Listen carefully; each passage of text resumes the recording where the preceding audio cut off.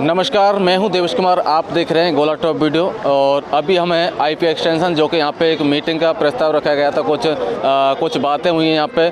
तो मीटिंग ख़त्म होने के बाद अभी हम बात करते हैं कि क्या समाधान हुआ है, किस मुद्दे पर जो है मीटिंग पहुंची है। और हमारे साथ कुछ यहाँ व्यक्तिगत मौजूद हैं, जियालाल जी भी हमारे साथ मौजूद हैं, और भी भाई हैं यहाँ पे। सशक्त भारतीय मानवाधिकार संघ से भी यहाँ पे मौजूद हैं भाई साहब, वकील साहब हैं, नैमिष सिंह चौहान जी यहाँ पे मौजूद हैं। इनसे बात करेंगे कि आखिर जो ड्राइवर हैं उनको उनका हक कब मिलेगा, किस मुद्दे पर ये मीटिंग पहुँची है। तो आगे चलते हैं। तो सशक्त मानवाधिकार से हमारे साथ हैं नैमिष सिंह चौहान जी, और इनसे बात करेंगे। तो सर नमस्कार। नमस्कार भैया, नमस्कार। तो अभी आप यहाँ पे आए हुए हो, हमारे ड्राइवर भाइयों ने एक मीटिंग रखी थी यहाँ पे, तो मीटिंग समाप्त हो चुकी है, आप लोग भी आए हैं। आपने क्या क्या यहाँ पे बातें रखी हैं अपनी, थोड़ा बताएं हमें, हमारे व्यूअर्स को भी बताएं। सबसे पहले मैं आपके गोला टॉप को बहुत बहुत धन्यवाद करता हूँ कि आपने इन ड्राइवर भाइयों की आवाज़ समाज तक पहुँचाने का जिम्मा लिया, क्योंकि मैं अक्सर देखता रहता हूँ कि आपका चैनल ड्राइवर समाज की आवाज़ उठाने में हमेशा खड़ा रहता है। और मैं सब भाइयों से कहता हूँ कि आप जो आपके साथ खड़ा हो उसके साथ जरूर खड़े हो। दूसरी बात, हमारे पास मिस्टर सूरज जी गए थे कुछ दिन पहले समस्या लेके, हमारे राजीव जी थे, राजीव कश्यप जी, इन्होंने कुछ जानकारी दी, और मैं भी इसी ड्राइवर समाज से जुड़ा हुआ हूँ। वैसा नहीं है कि ड्राइवर का दुख मुझे पता नहीं है, मैं बराबर इस दुख में शामिल हूँ, समस्याओं शामिल हूँ। पर जहाँ काफ़ी लोग कमज़ोर थे वहाँ मैं भी उसी कैटेगरी में था, कमज़ोरी में। पर आज मानवाधिकार संघ का जो मंच मैंने लिया है वो कोई ड्राइवर यूनियन नहीं है, कोई संगठन नहीं है। ये एक मानवाधिकार संघ हमने सेंट्रल गवर्नमेंट से रजिस्टर्ड किया है, और सेंट्रल गवर्नमेंट के कायदे से, कानून से लीगल समस्याओं के लिए आपके साथ खड़ा है। जो आपकी आवाज़ सरकार तक नहीं पहुंची उसको आगे पहुंचाने की बीड़ा हम उठा सकते हैं। कहीं किसी बहन बेटी को, कहीं किसी मजबूर परिवार को हमारे संगठन की किसी भी रूप में लीगल तौर पे अगर उसकी ज़रूरत पड़े, आप बेझिझक आप हमारे नंबर पर संपर्क कर सकते हो, आप हमारे कार्यालय में विजिट कर सकते हैं। और ये संस्था हमेशा खड़ी है और खड़ी रहेगी ड्राइवर भाई समाज के लिए, और अन्य समाज के लिए भी। विधवा महिलाएं हों, उनके जो हम उनको सशक्त करते हैं कि वो जो रोज़गार नहीं जानती रोज़गार सिखाते हैं, सिलाई का, कढ़ाई का, हमने अपने कार्यालय में प्रयास करते रहते हैं। आज भी हमारे पे प्रोग्राम था, हमने मेडिकल कैंप लगाया था अपना, और उस मेडिकल कैंप में भी हमने काफ़ी तादाद में भीड़ आई थी। 150-200 रुपये हमने दवाई वितरण करी, 2 लोगों की, महिलाएं आई, काफ़ी बहनें हमारी वहाँ पहुँची। और हमारे हाई कोर्ट से एडवोकेट साहब हैं, और भी काफ़ी हमारे एडवोकेट हैं जो हमें बराबर सपोर्ट करते रहते हैं। इनके ही, क्योंकि इंडिविजुअल कोई एक आदमी समूह लेके नहीं चल सकता। हमारे साथ कई ऐसे सम्मानीय साथी हैं जिनके साथ मैं इस कदम को आगे बढ़ाया है। और मैं ड्राइवर समाज के साथ, जो आपकी टैक्सी यूनियन है, इकनॉमी है, या अपनी ड्राइवर संगठन से जो भी भाई हमारे हैं, इकनॉमी रेडी टैक्सी हैं, और हमारे एक और है 17 सेवा ड्राइवर पार्टी, वो सारे जितने भी ड्राइवर मंच हैं, मैं तो ये कहता हूँ कि सबसे पहले अपनी पहचान बनाओ, एक चालक की पहचान बनाओ। आप पार्टियों की, आप इंडिविजुअल यूनियन की पहचान ना बनाओ, क्योंकि जब आपकी खुद की पहचान होगी, आप चालक समाज से हो, तभी आप इंडिविजुअल किसी लड़ सकते हो कि मैं इस समाज से आया हूँ। जब सबकी पहचान, आपकी पहचान क्यों नहीं है? आप इधर उधर की लड़ाई करके पहले अपनी पहचान की लड़ाई करो। आपको अपनी कैटेगरी में डालो कि मैं लेबर कैटेगरी में हूँ, तो मुझे लेबर कैटेगरी की सुविधाएँ क्यों नहीं मिल रही, मुझे क्यों नहीं मिलता ESI फंड। और जब मैं लेबर कैटेगरी में नहीं हूँ, स्पेशल कैटेगरी में हो, तो आप मुझे बताओ। और जब कैटेगरी में नहीं है तो फिर हमारी जरूरत सरकार को क्यों पड़ती है? क्यों कोरोना काल में हमने से दवाई उठवाई? क्या जो कोरोना काल के अंदर मेडिकल की जो एम्बुलेंस ड्राइवर चला रहे थे, क्या वो हमारे देश के प्रधानमंत्री चला रहे थे? उसको ड्राइवर ही चला रहा था ना। एक गणमान्य हमारे नेताजी बोलते हैं कि सभी ड्राइवर भाइयों से निवेदन है कि वो आप अपनी अपनी ड्यूटी पर पहुँच जाओ, काफ़ी परिवार भूखे हैं। क्या उन गणमान्य व्यक्तियों ने कभी हमारी आवाज़ उठाई कि ड्राइवर भाई का परिवार भूखा है, तुम अपनी ड्यूटी संभालो, हम आपकी अपनी ड्यूटी संभालते हैं? तो मैं ये कहता हूँ कि इस समाज के लिए हमेशा आप खड़े रहो, और ये समाज जब भी मेरे पास खड़ा है, मैं अपने हित में जितना मेरा पॉसिबल होगा उसमें उनका पूरा सहयोग करूँगा। धन्यवाद। ठीक है, धन्यवाद जी आपका। और 2 बात हम वकील साहब से करेंगे।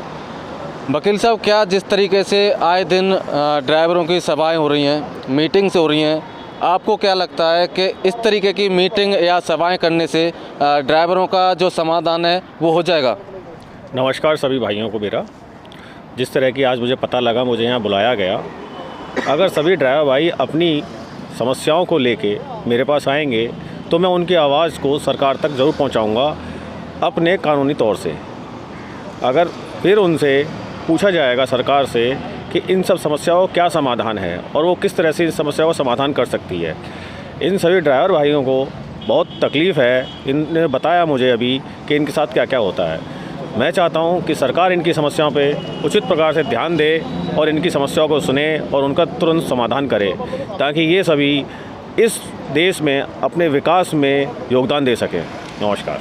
ठीक है, धन्यवाद आपका सर। और राजीव जी हमारे साथ हैं। अभी आप जो है जब से मीटिंग चालू हुई है तब से आप यहीं पे हैं, तो हम आपसे पूछना चाहेंगे इस मीटिंग में क्या समाधान निकला है? नहीं, बहुत अच्छा समाधान निकला। मानवाधिकार वाले हमारी बात सुन रहे हैं, क्योंकि जो इतने साल से मानव हनन हो रहा है, हमारा हनन नहीं हो रहा है, एक तरह से बिल्कुल हनन हो रखा है। हमारी कोई बात सुन के राजी सरकार, केजरीवाल सरकार सुन के राजी नहीं है। बस ये हमसे चाहते हैं कि मानवाधिकार जो आए हैं हमारे साथ, तो भाई साहब हमारा ज़रूर भला होगा, 100% होगा। और वकील साहब बोल चुके हैं ये बात। आपने क्या कहा था जब यहाँ पे मीटिंग लगी हुई है, तब से सभा है यहाँ पे, तब से अब तक जो वार्तालाप हुए हैं, आप सबने इतने बड़े बड़े उपदेश दिए हैं, हम लोग देख रहे हैं, तो क्या समाधान निकला उसका? नहीं, आज निकल गया। नेमी जी चौहान साहब ने बोल दिया है, तो समाधान जल्दी निकलेगा और भगवान करे जल्दी निकल जाए समाधान। ठीक है, धन्यवाद। और हमारे साथ तजिंदर जी भी हैं जो कि इनसे बात करेंगे। आप भी सर यहाँ पे हो, तब से मीटिंग है, आपसे पूछना चाहेंगे क्या किस विषय पर चर्चा हुई थी और ख़त्म कहाँ पे हुआ?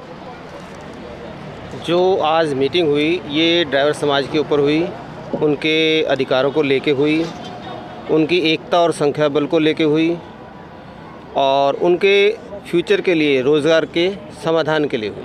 काफ़ी लंबी मीटिंग चली, काफ़ी अच्छे विचार आए और कई विचारों पे हमने अपना डिसीजन भी दिया, जो आगे जाके सभी जो ड्राइवर भाई हैं उनके भविष्य के लिए, उनके अच्छे भविष्य के लिए मार्गदर्शन करेगा, उनके रोज़गार के लिए उनको रोज़गार उपलब्ध करवाएगा। ठीक है, धन्यवाद सर। और हमारे साथ एक और शख्स मौजूद हैं, लेकिन मेरे नॉलेज से बाहर है, मैं नहीं जानता हूँ, तो भक्ति सिंह सर जी। और तो ये भी सशक्त भारतीय मानव अधिकार संघ से हैं। तो सर से पहले तो मेरा नमस्कार। आप भी हमारे जो व्यूअर्स हैं उनके लिए 2 शब्द बोलें तो अच्छा लगेगा हमें। गोला चैनल के दर्शकों को मेरा नमस्कार। मैं सीनियर वाइस प्रेसिडेंट मानव अधिकार संघ। आज ओला उबर के चालकों की मीटिंग हुई, जो उसमें उन्होंने अपनी जो मुश्किलें बताई हैं उसके लिए विचार विमर्श हुआ। और हम जो 3 लोग यहाँ आए हैं, नेम सिंह चौहान जी, मनोज जी हाई कोर्ट के एडवोकेट हैं, और मैं इसमें साथ में उनके आया हूँ। हम उनको आश्वासन दे रहे हैं कि अगर हमारे चालक एक हो जाते हैं, इकट्ठे हो जाते हैं, तो कोई भी सरकार हमारा काम करने से मना नहीं कर सकती। जब तक हमारे चालक अलग अलग रहेंगे तो कोई भी सरकार हमारा काम नहीं करेगी। जैसे एक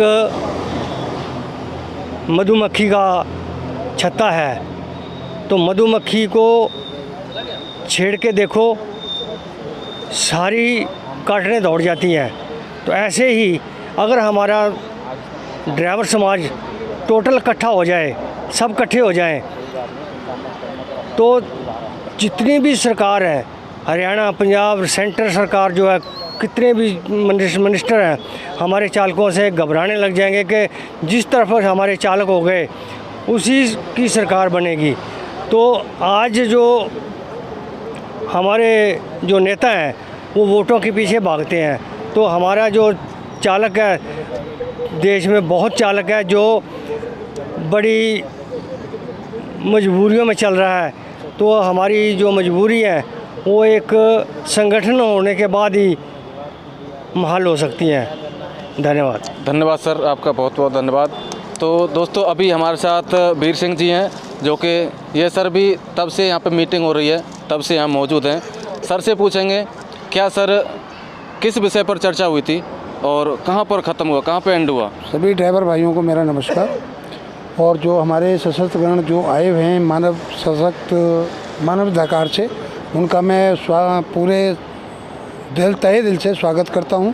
जो इन्होंने अभी हमें कुछ आश्वासन दिलाए हैं, अगर वो आश्वासन अगर हमारे हो जाते हैं तो हम उनका तहे दिल से फिर भी शुक्रिया अदा करेंगे और ये तभी हमारा साथ देंगे, तब हम चालक, जितने भी चालक भाई हैं, एकत्रित हो जाएंगे, संगठन बन जाएगा एक तरीके से, तभी हमारा ये भला हो सकता है। अन्यथा किसी भी प्रकार से एक आदमी कभी कोई लड़ाई नहीं लड़ सकता। बस मैं आप आपसे कुछ ज़्यादा नहीं कहूँगा, सिर्फ यही कहूँगा कि जितने भी ड्राइवर भाई हमारे हैं वो सब एकत्रित हों, एक मंच पर आएँ ताकि अपना उद्धार कर सकें।